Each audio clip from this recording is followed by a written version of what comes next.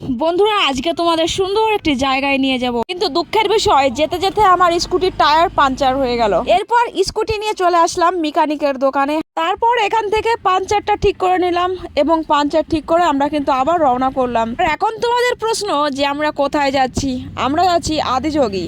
আর আদিযোগী কি আছে সেটা তোমাদের দেখাবো, তবে সেই পর্যন্ত আমার ভিডিওটি দেখতে হবে। আর বন্ধুরা, আরেকটি কথা বলবো, যদি ইউটিউব থেকে দেখে থাকো অবশ্যই কিন্তু একটা সাবস্ক্রাইব করবে, আর যদি ফেসবুক থেকে দেখে থাকো অবশ্যই একটা ফলো করে আমার সাথে থাকবে। আর এখন বাজে সন্ধে 6টা, আর 6টার সময় দেখো লুকটা কেমন হয়, চারিদিকের ভিউজটা কেমন আসে। আর সবাই বড় বড় গাড়ি নিয়ে নিয়ে যাচ্ছে, কিন্তু আমাদের তো আসলে বড় গাড়ি নেই, এই জন্য আমাদের দুটো বাইক আছে। আমি আমার স্কুটি নিয়ে এসেছি, আর আমার কর্তা তার বাইক নিয়ে এসেছে, আর রাজ এসেছে তার স্কুটি নিয়ে। আমরা এসেছি মোট 6জন না, আমার মেয়েও আছে, মেয়েকে ধরে 7জন। বন্ধুরা, যারা সন্ধ্যার সময় পাহাড়ের দৃশ্য দেখেছো তারা তো জানোই যে কতটা সুন্দর লাগে পাহাড়ের দৃশ্য, আর যারা দেখোনি তাদের অনেক ভালো লাগবে এই ভিডিওটি দেখে। অনেক মানুষ আছে যারা গাড়ি দাঁড় করে সাইডে অনেক ভিডিও তৈরি করছে, রিলস ভিডিও তৈরি করছে। মাঝে মাঝে অনেকটা ফাঁকা জায়গা হয়, আবার মাঝে মাঝে অনেকটা ট্রাফিক হয়ে পড়ে। এভাবেই আমরা চলছি, আর যেতে যেতে অনেক সুন্দর সুন্দর দৃশ্য আমরা উপভোগ করছি। আর কিন্তু পাহাড়ে ঘুরতে ভীষণ ভালো লাগে, আর তোমাদের কেমন লাগে অবশ্যই কিন্তু কমেন্টে জানিয়ে যাবে।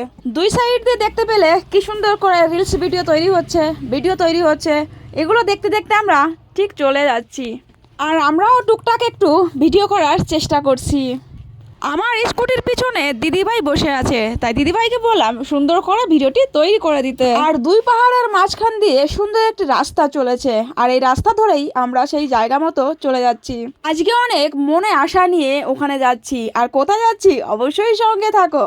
আমার এই লাইটগুলো দেখতে কিন্তু ভীষণ ভালো লাগছে, দেখো লাল নীল সবুজ বাতি, কি সুন্দর লাইটিং। তোমাদের দেখানোর জন্যই এত সুন্দর করে এত কষ্ট করে ভিডিওটা ধরে রাখছি। আমার কিন্তু পাহাড়ে ঘুরতে ভীষণ ভালো লাগে, আর বিশেষ করে যদি হয় মহাদেবের জায়গা, সেখানে তো আরও বেশি ভালো লাগে। আর এই লোকদের মাঝ রাস্তায় গাড়ির স্টার্ট বন্ধ হয়ে গেছে, এখন গাড়ি পিছন থেকে ঠেলে পাহাড়ের উপরে তুলছে। এটা হয় সব থেকে বড় কষ্টের। কোথাও যাওয়ার পথে যদি গাড়ি প্রবলেম হয়, মানে গাড়ির পেট্রোল শেষ হলে, গাড়ির স্টার্ট বন্ধ হয়ে গেলে কত ধরনের যে বিপদে পড়তে হয়, সেটা যাদের হয়েছে শুধুমাত্র তারাই বলতে পারে। বন্ধুরা, আমরা কিন্তু শেষ পর্যন্ত চলে এসেছি, আর এখানে এসেছি হচ্ছে মহাদেবের লাইটিংটা দেখতে, কারণ এর আগে আমি একবার এসেছিলাম, দেখতে পাচ্ছ তোমরা মহাদেব ওখানে কিন্তু বসে আছে। এর আগের বার যখন এসেছিলাম তখন সকালে এসেছিলাম, আর সকালে তো লাইটিং হয় না, আর এজন্য এবার রাত্রে এলাম শুধুমাত্র লাইটিং দেখার জন্য।